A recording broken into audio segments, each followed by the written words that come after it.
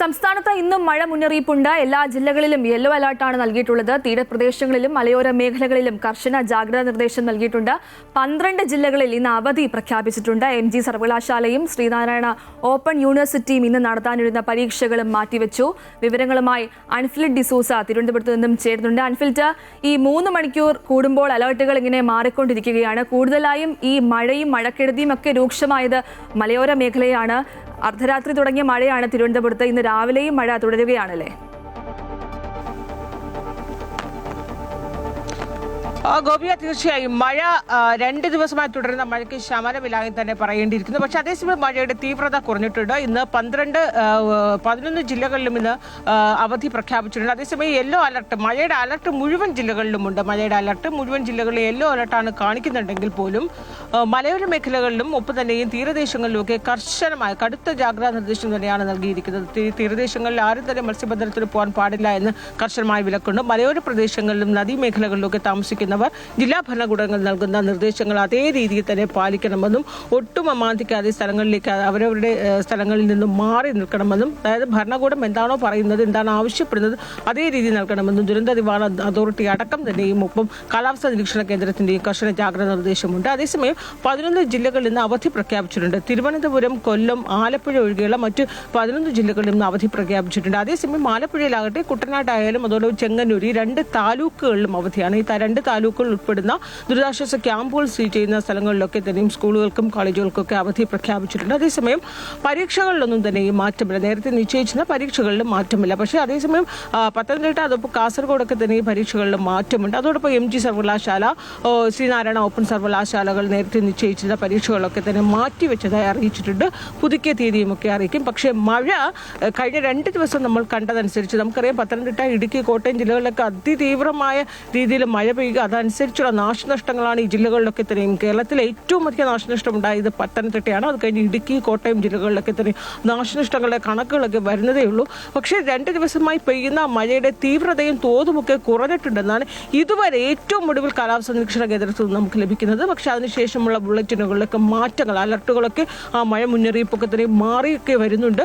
അതനുസരിച്ച് മഴയുടെ തീവ്രതയ്ക്ക് അനുസരിച്ച് മുന്നറിയിപ്പുകൾ മാറ്റം വരും. പക്ഷേ ഒരു കാര്യം ഉറപ്പാണ്, ഈ കർശനമായ ജാഗ്രത നിർദ്ദേശം അല്ലെ ഏറ്റവും പ്രധാനം തിരുവനന്തപുരത്ത് നിന്ന് റിപ്പോർട്ട് ചെയ്യുകയാണെങ്കിൽ നമുക്കറിയാം, വിഴിഞ്ഞവും മുതലപ്പുഴയുമാണ് ഈ 2 തീരദേശ പ്രദേശങ്ങളിലും. മുതലപ്പുഴയിൽ നിന്ന് മത്സ്യബന്ധനത്തിൽ പോയ 2 പേരിൽ ഒരാളുടെ മൃതദേഹമാണ് കഴിഞ്ഞ ദിവസം കണ്ടെത്തിയത്. മറ്റേയാൾക്ക് വേണ്ടിയുള്ള തിരച്ചിൽ ഇപ്പോഴും തുടരുകയാണ്. അതോടൊപ്പം വിഴിഞ്ഞത്തും അതേ രീതിയിൽ മത്സ്യബന്ധനത്തിൽ പോയ ഒരാളുടെ മൃതദേഹം കണ്ടെത്തിയിരുന്നു. അപ്പോൾ ഈ തീരപ്രദേശങ്ങളിലൊക്കെ തന്നെ കർശനമായ ജാഗ്രതാ നിർദ്ദേശമാണ് നൽകിയിരിക്കുന്നത്. ഇത് മത്സ്യത്തൊഴിലാളികൾ ആരും തന്നെയും കടലിൽ പോകാൻ പാടില്ല എന്ന നിർദ്ദേശം നൽകിയിട്ടുണ്ട്. എന്തായാലും കർശനമായ ജാഗ്രതാ നിർദ്ദേശം, അതോടൊപ്പം തന്നെ മഴ അല്പം മാറി നിൽക്കുന്നു, തീവ്രത കുറഞ്ഞു എന്നൊരു ആശ്വാസം തന്നെയാണ് ഗോപിക. അൺഫിൽറ്റ്, റാന്നിയിലെല്ലാം വളരെ വലിയ രീതിയിലുള്ളൊരു വെള്ളക്കെട്ടാണ് കഴിഞ്ഞ ദിവസങ്ങളിലെല്ലാം ഉണ്ടായത്. ഈ ഓണവുമായി ബന്ധപ്പെട്ട കച്ചവടക്കാരൊക്കെ പുതിയ സാധനങ്ങളൊക്കെ വാങ്ങിച്ച് വലിയ പ്രതീക്ഷയോടെ ഇരിക്കുന്ന ഒരു അവസ്ഥയാണ് ഉണ്ടായിരുന്നത്. പക്ഷേ ഈ മഴക്കെടുതി വലിയ രൂക്ഷമാണ്. കോടികളുടെ നഷ്ടമാണ് കച്ചവടക്കാർക്കൊക്കെ ഉണ്ടായത്. ഉറപ്പാണ്. കാരണം ഞാൻ നേരത്തെ സൂചിപ്പിച്ചതുപോലെ തിരുവനന്തപുരത്ത്, കേരളത്തിലെ സംസ്ഥാനത്ത് ഏറ്റവും കൂടുതൽ ശക്തമായ മഴയുണ്ടാകും. അതനുസരിച്ച് ആ മഴയുടെ തീവ്രതയെ, നാശനഷ്ടങ്ങൾ ഏറ്റവും കൂടുതൽ റിപ്പോർട്ട് ചെയ്തതും ഒരു ജില്ല ഏതെന്ന് ചോദിച്ചാൽ അത് പത്തനംതിട്ട തന്നെയാണ്. അതിൽ റാന്നി, ആറന്മുളയൊക്കെ തന്നെ വലിയ രീതിയിലുള്ള നാശനഷ്ടങ്ങളാണ് സംഭവിച്ചത്. നമ്മൾ കഴിഞ്ഞ ദിവസം വരെ റിപ്പോർട്ട് ചെയ്തത് ഒരു മാലിന്യ കൂമ്പാരം, അതായത് മഴയുടെ തീവ്രത മാറുന്നു, ആ മഴയുടെ ശേഷിപ്പ് എന്ന രീതിയിൽ മാലിന്യ കൂമ്പാരമായി റാന്നിയും ആറന്മുളയും ഒക്കെ മാറിയിരിക്കുകയാണ്. ഈ നഷ്ടങ്ങളെന്ന് പറയുന്നത് വ്യാപാരികൾ 500ഓളം കടകളിലാണ് പൂർണ്ണമായും ഭാഗ്യമായും ഒക്കെ കേടുപാടുകൾ സംഭവിച്ചത്. ചില കടകൾ, വീടുകളൊക്കെ പൂർണ്ണമായും തകർന്ന വീടുകൾ, വ്യാപാര സ്ഥാപനങ്ങളാണ് ഏറ്റവും അധികം ഇവിടെ ബാധിച്ചിരിക്കുന്നത്. കാരണം കച്ചവടക്കാർക്ക് ഓണമായത് കാരണം ഓണത്തിനായി ഒരുക്കി വെച്ചിരുന്ന ലക്ഷങ്ങളാണ് ഓരോ കച്ചവടക്കാർക്കും നഷ്ടപ്പെട്ടത്. അപ്പോൾ ലക്ഷങ്ങളുടെ ദുരിത കഥകളും ദുരിത കാഴ്ചകളും ഒക്കെ കഴിഞ്ഞ 2 ദിവസമായി, പ്രത്യേകിച്ച് ഇന്നലെയാണ് നമ്മൾ ഏറ്റവും കൂടുതൽ ഒരു തീവ്രത നേരിട്ടറിയാനൊക്കെ കഴിഞ്ഞത് തന്നെ.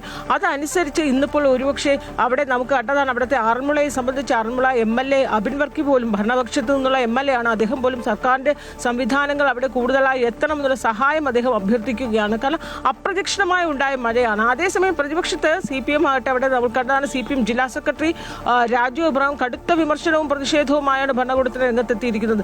സർക്കാർ സ്പോൺസേഡ് ഒരു വെള്ളപ്പൊക്കമാണ് അവിടെ ഉണ്ടായതെന്ന കടുത്ത ആരോപണം ഉയർത്തുന്നു. പ്രത്യേകിച്ച് പത്തനംതിട്ടയിൽ മഴ മുന്നറിയിപ്പ് ഉണ്ടായിട്ട് പോലും മഴ പെയ്തു, ഓറഞ്ച് അലർട്ടായിരുന്നു. അതിനുശേഷം മണിക്കൂറുകൾ കഴിഞ്ഞ ശേഷം റെഡ് അലർട്ട് പ്രഖ്യാപിക്കുന്നു. പക്ഷേ ഓറഞ്ച് അലർട്ട് എന്ന് പറഞ്ഞാൽ റെഡ് അലർട്ടിന് സമാനം തന്നെയാണ്, മഴ മുന്നറിയിപ്പ് തന്നെയാണ്. എന്തുകൊണ്ട് ഈ പ്രദേശങ്ങളൊക്കെ തന്നെ എത്രത്തോളം പരിസ്ഥിതി ദുർബലമാണെന്ന് നമുക്കറിയാം. അപ്പോൾ പത്തനംതിട്ടയിൽ വെള്ളപ്പൊക്കം, ഫ്ലഡ് 2018 അതിനുശേഷമൊക്കെ ഉണ്ടായപ്പോൾ ഉണ്ടായ ദുരിത പൊയ്ത്തും അതിനുശേഷമുള്ള ദുരിത കാഴ്ചകളൊക്കെ നമ്മുടെ മുന്നിലുള്ളതാണ്. എന്തുകൊണ്ട് അത്തരത്തിലൊരു അലർട്ട് ഉണ്ടായിട്ടും സമാനമായ രീതിയിൽ ഒരു മുൻകരുതൽ ഭരണകൂടത്തിന്റെ ഭാഗത്തുനിന്ന് ഉണ്ടായില്ല എന്നൊരു ചോദ്യമാണ് പ്രതിപക്ഷത്ത് ഉയർത്തുന്നത്. അതുകൊണ്ട് തന്നെ നാട്ടുകാർ പ്രതിഷേധവുമായി രംഗത്തുണ്ട്, ഒപ്പം വ്യാപാരികളൊക്കെ തന്നെയും പ്രതിഷേധവുമായി രംഗത്തുണ്ട്.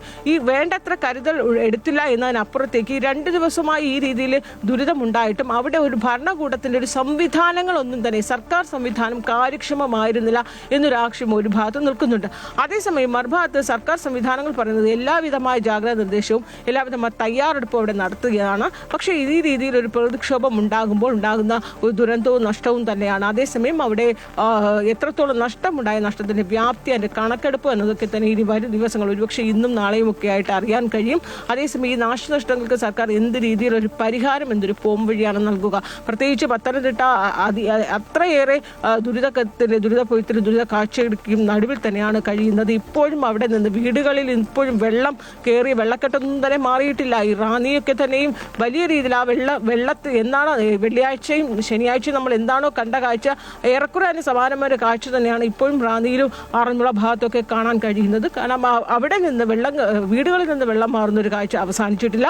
അതോടൊപ്പം തന്നെയും ഇനി അങ്ങോട്ട് വ്യാപാരികളും കച്ചവട സ്ഥാപനങ്ങളും ഒക്കെ വലിയ രീതിയിൽ ദുരിത കാഴ്ചയിലാണ് നിൽക്കുന്നത്. ഇനി അങ്ങോട്ട് അവർ എങ്ങനെ മുന്നോട്ട് പോകും? ഇതിനൊക്കെ തന്നെയും വലിയ സർക്കാർ സംവിധാനങ്ങളുടെ ഭരണകൂടം എന്ത് പോംവഴിയാണ്, എന്ത് പരിഹാര മാർഗമാണ് നിർദ്ദേശിക്കുക, ഇതടക്കം ചർച്ച ചെയ്യേണ്ട ഒരു വിഷയം തന്നെയാണ്. അതേസമയം ഈ റാന്നി അവിടെ എം എൽ എ അടക്കം, അതായത് പത്തനംതിട്ടയിലെ മുഴുവൻ MLA-മാരും അടക്കം അവിടെ സ്ഥിതി ചെയ്ത് ക്യാമ്പ് ചെയ്താണ്. പ്രത്യേകിച്ച് മന്ത്രി PC വിഷ്ണുനാഥനാണ് പത്തനംതിട്ടയുടെ ചുമതല. മന്ത്രി അവിടെ ക്യാമ്പ് ചെയ്ത് തന്നെ പ്രവർത്തനങ്ങൾ ഏകോപിപ്പിക്കുന്നുണ്ട്. അദ്ദേഹം രാവിലെയും വൈകിട്ടും ഒക്കെ തന്നെ മാധ്യമ സമ്മേളനം വിളിച്ചു ചേർത്ത് വേണ്ട രീതിയിലുള്ള എല്ലാ മുൻകരുതലും നിർദ്ദേശങ്ങളും ഒക്കെ നൽകുന്നുണ്ട്. അതിനപ്പുറത്തേക്ക് പത്തനംതിട്ടയായാലും തന്നെ ഇടുക്കിയായാലും കോട്ടയമായാലും ഏറ്റവും കൂടുതൽ ദുരിതമുണ്ടായ ജില്ലകളിൽ പ്രത്യേക സംവിധാനങ്ങൾ, അതായത് അതിനൊരു പ്രത്യേക സംവിധാനങ്ങൾ ഏർപ്പെടുത്തി മുന്നോട്ട് പോകണം എന്ന രീതിയിലാണ് മുഖ്യമന്ത്രി നിർദ്ദേശം നൽകിയത്. കഴിഞ്ഞ ദിവസം ഏറ്റവും ഒടുവിൽ മുഖ്യമന്ത്രിയുടെ വാർത്താക്കുറിപ്പ് മുഖ്യമന്ത്രി ഓഫീസിൽ ഇറക്കിയതിലും അദ്ദേഹം ഈ 3 ജില്ലകളിലും പ്രത്യേക ജാഗ്രതാ നിർദ്ദേശം നൽകുന്നുണ്ട്, പ്രത്യേകിച്ച് പത്തനംതിട്ടയിൽ. ശരി, 3 മണിക്കൂർ കൂടുമ്പോൾ അലേർട്ടുകൾ ഇങ്ങനെ മാറിക്കൊണ്ടിരിക്കുകയാണ്. ജനങ്ങൾ ശ്രദ്ധിക്കുക. അൺഫിൽഡ് ആണ് തിരുവനന്തപുരത്ത് നിന്നും വിവരങ്ങൾ പങ്കുവച്ചത്. ഇനി മധ്യ കേരളത്തിലേക്ക് പോവുകയാണെങ്കിൽ അവിടെ നിന്നും അശ്വതി ചേരുന്നുണ്ട്. അശ്വതി, മധ്യ കേരളത്ത് മഴ കുറവാണ് പൊതുവെ, എന്നാലും മഴക്കെടുതി വലിയ രൂക്ഷമാണ്. ജില്ലയിലെ മുൻകരുതൽ നടപടികൾ എങ്ങനെ പോകുന്നു?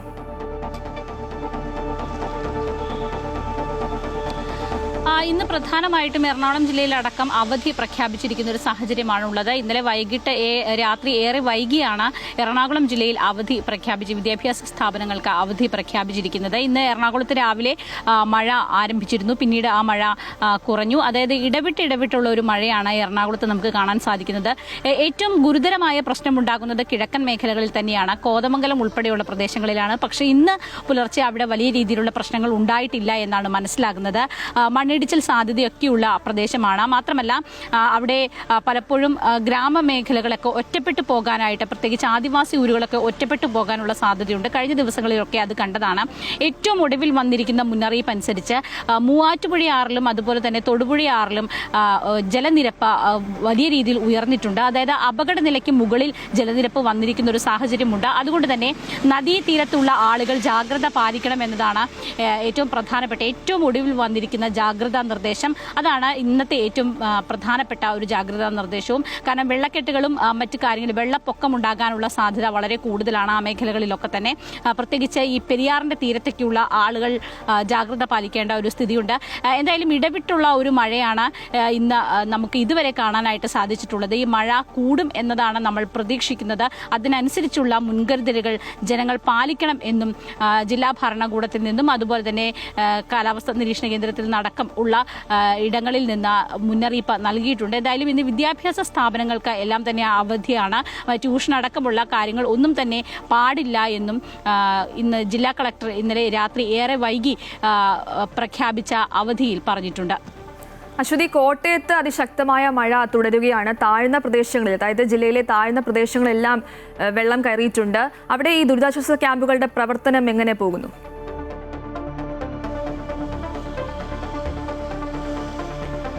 കോട്ടയത്തും അതുപോലെ തന്നെ ഇടുക്കിയിലുമാണ് കഴിഞ്ഞ ദിവസങ്ങളിലൊക്കെ വലിയ രീതിയിലുള്ള മഴ ഉണ്ടായിരുന്നത്. കോട്ടയത്ത് വലിയ രീതിയിൽ വെള്ളക്കെട്ട് ഉണ്ടാകുന്ന സാഹചര്യം, അത് വെള്ളപ്പൊക്കം എന്ന രീതിയിലേക്ക് തന്നെ പോകുന്ന ഒരു സാഹചര്യമാണ് ഉണ്ടായിരുന്നത്. അവിടെ ദുരിതാശ്വാസ ക്യാമ്പുകളും മറ്റും പ്രവർത്തിക്കുന്നുണ്ട്.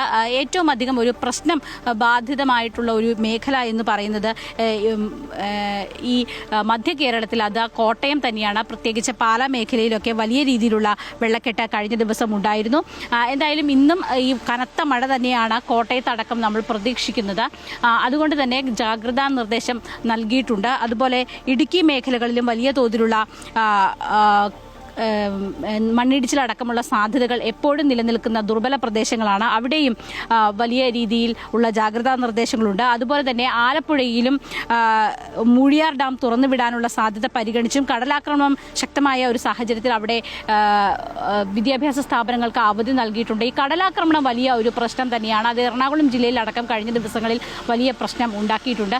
അതും ഗുരുതരമായി ബാധിക്കുന്ന ഒന്നാണ്. ഒപ്പം തന്നെ ഇടുക്കിയിൽ നിന്നുള്ള വെള്ളം, കിഴക്കൻ വെള്ളം ഒഴുകി എത്തുന്ന കോട്ടയം മേഖലകളിലൊക്കെ തന്നെ വെള്ളക്കെട്ട് വളരെ വേഗത്തിൽ തന്നെ വെള്ളക്കെട്ട് ഉണ്ടാകാനുള്ള ഒരു സാധ്യതയുണ്ട്. അവിടെയെല്ലാം തന്നെ ജാഗ്രതാ നിർദ്ദേശം, ആവശ്യമെങ്കിൽ മാറ്റിപ്പാർപ്പിക്കാൻ, കൂടുതൽ ആളുകളെ മാറ്റിപ്പാർപ്പിക്കാനുള്ള നിർദ്ദേശവും നൽകിയിട്ടുണ്ട്.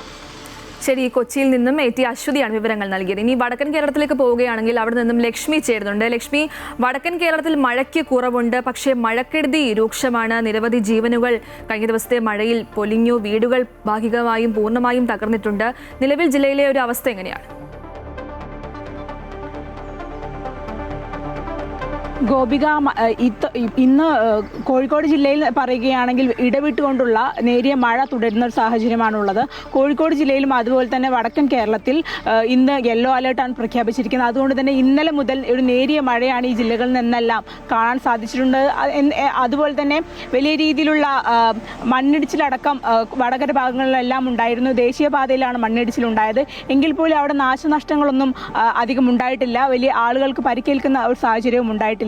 ഈ ഒരു യെല്ലോ അലേർട്ടിന്റെ പശ്ചാത്തലത്തിൽ തന്നെ ഈ വടക്കൻ കേരളത്തിലെ 5 ജില്ലകളിലെ വിദ്യാഭ്യാസ സ്ഥാപനങ്ങൾക്കും അവധി പ്രഖ്യാപിച്ചിട്ടുണ്ട്.